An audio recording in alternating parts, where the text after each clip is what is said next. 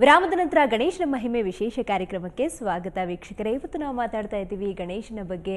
ಈಗಾಗಲೇ ಸಾಕಷ್ಟು ವಿಚಾರಗಳನ್ನು ತಿಳಿಸ್ಕೊಟ್ಟಿದ್ದಾರೆ ಆರತಿಯವರು. ಈಗ ಸಾಕಷ್ಟು ವಿಚಾರ ತಿಳಿಸ್ಕೊಟ್ರಿ, ಆದರೆ ಆಚರಣೆ ಹೇಗೆ ಮಾಡಬೇಕು? ಗೌರಿ ಗಣೇಶ ಎರಡು ಹಬ್ಬ ಒಟ್ಟೊಟ್ಟಿಗೆ ಬರುತ್ತೆ. ಒಂದು ದಿವಸ ಮುಂಚೆ ಗೌರಿ ಪೂಜೆನ ಮಾಡ್ತೀವಿ.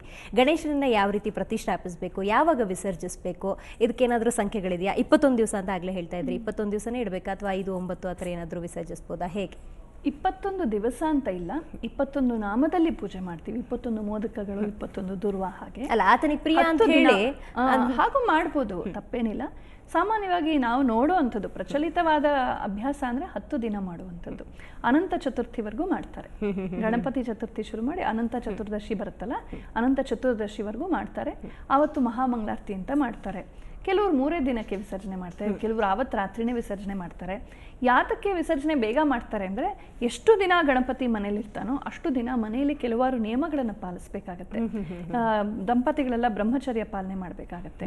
ಮತ್ತು ಪ್ರತಿದಿನ ಅನ್ನ ನೈವೇದ್ಯ ಆಗಬೇಕು. ಗಣಪತಿಗೆ ವಿಧಿಯುಕ್ತವಾದ ಪೂಜೆಗಳು ನಡಿಬೇಕು. ಮೊದಲ ದಿನ ಊಟ ಹಾಕ್ಬಿಟ್ಟು ಅತಿಥಿನ ಆಮೇಲೆ ಕೇರ್ ಮಾಡಲ್ಲ ಅಂದರೆ ಸರಿ ಹೋಗಲ್ಲ. ಹಾಗಾಗಿ ನಮಗೆ ಕಷ್ಟ ಆಗುತ್ತೆ. ನಾವು ಕೆಲ್ಸಕ್ಕೆ ಹೋಗೋರು, ಮಕ್ಕಳು ಮರಿ ಮುಟ್ಕೊಳ್ತಾರೆ. ಪ್ರತಿದಿನ ಅಷ್ಟು ಮಾಡೋಕ್ಕಾಗಲ್ಲ ಅಂತ ಅನಿಸಿದ್ರೆ, ಅಷ್ಟು ಅನುಕೂಲ ಇಲ್ಲ, ಟೈಮ್ ಇಲ್ಲ, ವ್ಯವಧಾನ ಇಲ್ಲ ಅಂದರೆ ಆವತ್ತಿನ ರಾತ್ರಿನೇ ವಿಸರ್ಜನೆ ಮಾಡ್ಬೋದು. ಅಥವಾ ಪಂಚಾಂಗದಲ್ಲಿ ಯಾವತ್ತು ವಿಸರ್ಜನೆ ಮಾಡ್ಬೋದು ಅಂತ ಶುಭ ತಿಥಿಗಳನ್ನ ಹೇಳಿರ್ತಾರೆ, ಅಂಥ ದಿನ ವಿಸರ್ಜನೆ ಮಾಡ್ಬೋದು. 3 ದಿನ ಇಟ್ಕೋಬಹುದು. ಅವತ್ತೇ ಮಾಡಿಬಿಟ್ರೆ ಯಾವ ತಿಥಿ ವಾರ ನಕ್ಷತ್ರ ನೋಡೋ ಅಗತ್ಯ ಇಲ್ಲ. 10 ದಿನ ಮಾಡೋರು ಇದ್ದಾರೆ. ಮಹಾರಾಷ್ಟ್ರೀಯನ್ಸ್ ಎಲ್ಲ 10 ದಿನ ಮಾಡ್ತಾರೆ. ಸ್ತ್ರೀಯರ್ ಪೂಜೆ ಮಾಡಬಹುದಾ, ಮಾಡಬಾರ್ದು? ಮಾಡ್ಬೋದು, ಖಂಡಿತವಾಗಿ. ಈ ಸ್ತ್ರೀಯರೇ ಮಾಡ್ಬೇಕು. ಬ್ರಹ್ಮಚಾರಿ ಅಂತಾರಲ್ವಾ, ಅದಕ್ಕೆ ಕೇಳಿದ್ದು. ಇಲ್ಲ ಹಾಗೇನಿಲ್ಲ. ಅವನು ಬ್ರಹ್ಮಚಾರಿ ಆದ್ರೂ ಕೂಡ ನಮ್ಮ ಮೇಲೆ ಬ್ರಹ್ಮಚರ್ಯವನ್ನು ಹೇಳ್ತಾ ಇಲ್ಲ ಅವನು. ಮತ್ತೆ ಇನ್ನೊಂದೇನಪ್ಪಾ ಅಂದ್ರೆ, ಬ್ರಹ್ಮಚಾರಿ ಅಂದ್ರೆ ಗಣಪತಿ ನೋಡಿ ತತ್ವ ಸ್ವರೂಪಿ ಅವನು. ಹಾಗೆ ನೋಡಿದ್ರೆ ತತ್ವ ದೃಷ್ಟಿಯಿಂದ ಅವನಿಗೆ ಶಕ್ತಿ ಗಣಪತಿ ಅಂತಲೂ ಅವ್ನ ಮಡ್ಲಲ್ಲಿ ಅವನ ಹೆಂಡತಿಯನ್ನು ಕೂಡಿಸಿ ಮಾಡುವಂಥದ್ದು ಇದೆ. ಅಷ್ಟ ಸಿದ್ಧಿಗಳನ್ನ ಅವನ ಅಷ್ಟ ಮಹಿಷಿಯರು ಅಂತಲೂ ಹೇಳ್ತಾರೆ. ಸೊ ಭಗವಂತನಿಗೆ ಗಂಡ ಹೆಂಡತಿ ಅನ್ನೋ ಸಂಬಂಧ ಅದು ತಾತ್ವಿಕ ಅರ್ಥದಲ್ಲಿ, ನಮ್ಮ ಹಾಗೆ ಅಲ್ಲ. ನಮ್ಗೆ ಒಂದು ಸೋಷಿಯಲ್ ಬಾಂಡ್, ಅದು ರಿಲೇಶನ್ಶಿಪ್ ಅದು ಅಲ್ವಾ. ಅಲ್ಲಿ ಹಂಗಲ್ಲ. ಹಾಗಾಗಿ ಗಣಪತಿ ಬ್ರಹ್ಮಚಾರಿ, ಹನುಮಂತ ಬ್ರಹ್ಮಚಾರಿ ಅಂದ್ರೆ ಏನೋ ನಮ್ಗೆ ದೂರ, ಗೃಹಸ್ಥರಿಂದ ದೂರ ಅಂತಲ್ಲ. ಭಗವಂತ ಮನೆಯಲ್ಲಿದ್ಮೇಲೆ ನಾವು ಶುದ್ಧವಾಗಿರ್ಲೇಬೇಕು.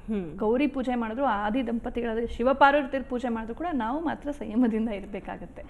ಆ ಒಂದು ಶುದ್ಧಿಯನ್ನ, ತ್ಯಾಗ ಮತ್ತು ಮನಃಶುದ್ಧಿ, ಸಂಯಮ, ಅದನ್ನ ಮಾಡೋದಕ್ಕಾಗಿ ಹಬ್ಬ ಮಾಡೋದು. ಹಬ್ಬದ ಉದ್ದೇಶವೇ ಅದು. ಅಲ್ಲಿ ಗಣಪತಿಗೆ ನಾವ್ ಎಷ್ಟು ತೆಂಗಿನಕಾಯಿ ಹೊಡೆದ್ವಿ ಅಂತ ಅವ್ನು ಹೊಟ್ಟೆ ತುಂಬಬೇಕಾಗಿಲ್ಲ. ಗಣಪತಿಯ ಸನ್ನಿಧಿ ಇರೋದ್ರಿಂದ ನಾನು ಅವತ್ತೆಲ್ಲ ಎಷ್ಟು ಸೊಗಸಾಗಿ ನನ್ನ ಜೀವನವನ್ನು ನಡೆಸ್ತೆ. ಇಡೀ ವರ್ಷದಲ್ಲಿ ಮಾಡದೇ ಇರೋ ಡಿಸಿಪ್ಲಿನ್ಸ್ ನಾವು ಅಟ್ಲೀಸ್ಟ್ ಹಬ್ಬದ ದಿನ ಮಾಡ್ತೀವಿ. ಹಾಗಾಗಿ ನನ್ನ ಅಂತರಂಗದ ಶುದ್ಧಿಗಾಗಿ, ಚಿತ್ತಶುದ್ಧಿಗಾಗಿ ನಾನು ಹಬ್ಬ ಮಾಡ್ತಾ ಇರೋದು. ನಮ್ಮ ಬಾಂಧವ್ಯ ಬೆಸೆಯೋದಕ್ಕಾಗಿ ನಾವು ಹಬ್ಬ ಮಾಡ್ತಿರೋದು. ಭಗವಂತ ನಿತ್ಯ ತೃಪ್ತ. ನಾವು ಕೊಡೋ ಮೋದಕದಿಂದ ಅವನ್ಗೆ ಆಗ್ಬೇಕಾದೇನಿಲ್ಲ. ನಾವು ಪೂಜೆ ಮಾಡಿದ್ರು ಮಾಡದೆ ಹೋದ್ರು ಅವ್ನು ನಿತ್ಯ ತೃಪ್ತನಾಗಿರ್ತಾನೆ. ಆಗ್ಬೇಕಾಗಿರೋದು ನಮ್ಗೆ. ಹಾಗಾಗಿ ಆ ನಿಯಮಗಳನ್ನ ಪಾಲಿಸೋ ಹಾಗಿದ್ರೆ 3 ದಿನ 10 ದಿನ ಇಟ್ಕೊಂಡು ಮಾಡ್ಬೋದು, ಚಿಂತೆ ಇಲ್ಲ. ಏನಾದ್ರೂ ಒಂದು ಪುಟಾಣಿ ಶ್ಲೋಕವನ್ನು, ಮಂತ್ರವನ್ನ ಹೇಳ್ಕೊಡ್ತೀರಾ ನಮ್ಮ ವೀಕ್ಷಕರಿಗೆ? ಗಣೇಶ ಹಬ್ಬವನ್ನ ಮಾಡ್ತಿರ್ತಾರೆ. ತುಂಬಾ ಪ್ರಸಿದ್ಧವಾದದ್ದು, ಎಲ್ರಿಗೂ ಗೊತ್ತಿರುವಂಥದ್ದೇ. ಅದನ್ನೇ ಹೇಳ್ಬೋದು. ವಕ್ರತುಂಡ ಮಹಾಕಾಯ ಸೂರ್ಯಕೋಟಿ ಸಮಪ್ರಭ ನಿರ್ವಿಘ್ನಂ ಕುರು ಮೇ ದೇವ ಸರ್ವಕಾರ್ಯೇಷು ಸರ್ವದಾ. ಸರ್ವಕಾರ್ಯೇಷು, ನನ್ನ ಎಲ್ಲ ಕಾರ್ಯಗಳಲ್ಲೂ ಸರ್ವದಾ ಸದಾಕಾಲವೂ ಕೂಡ ನಿರ್ವಿಘ್ನತೆಯನ್ನು, ಎಲ್ಲ ವಿಘ್ನಗಳನ್ನು ಹೋಗಲಾಡಿಸಿ ಶುಭ ಮಂಗಳವನ್ನು ಉಂಟು ಮಾಡು. ವಕ್ರತುಂಡ, ಅವನು ತನ್ನ ತುಂಡವನ್ನ ಮುರಿದು ಮಹಾಭಾರತವನ್ನು ಬರ್ದ. ಬೇರೆ ಪೆನ್ ಸಿಕ್ಲಿಲ್ಲ ಅಂದ್ರೆ ತನ್ನ ತುಂಡವನ್ನೇ ಮುರಿದ ಅಂತೆ ಅವನು. ಮಹಾಕಾಯ, ಬೃಹತ್ತಾದ ಆಕಾರ ಉಳ್ಳಂಥವನು. ಕೋಟಿ ಸೂರ್ಯ ಸಮಪ್ರಭ, ಕೋಟಿ ಸೂರ್ಯಗಳು ಒಟ್ಟಿಗೆ ಉದಯಿಸಿದ್ರೆ ಎಷ್ಟು ಉಜ್ವಲವಾಗಿರ್ಬೋದು ಅಂಥ ಒಂದು ಪ್ರಭಾ ಪೂರ್ಣನಾಗಿರುವಂಥವನು ಅಂತ. ಇಂಥ ಸುಂದರ ಮಂಗಳಕರ ಗಣಪತಿಯ ಧ್ಯಾನವನ್ನು ಮಾಡ್ತಾ ನಾವು ಪ್ರತಿದಿನವನ್ನು ಶುರು ಮಾಡ್ಬೋದು, ಪ್ರತಿ ಕಾರ್ಯವನ್ನು ಶುರು ಮಾಡ್ಬೋದು, ವಿದ್ಯೆಯನ್ನು ಆರಂಭಿಸ್ಬೋದು, ಪೂಜೆಯನ್ನು ಆರಂಭಿಸ್ಬೋದು.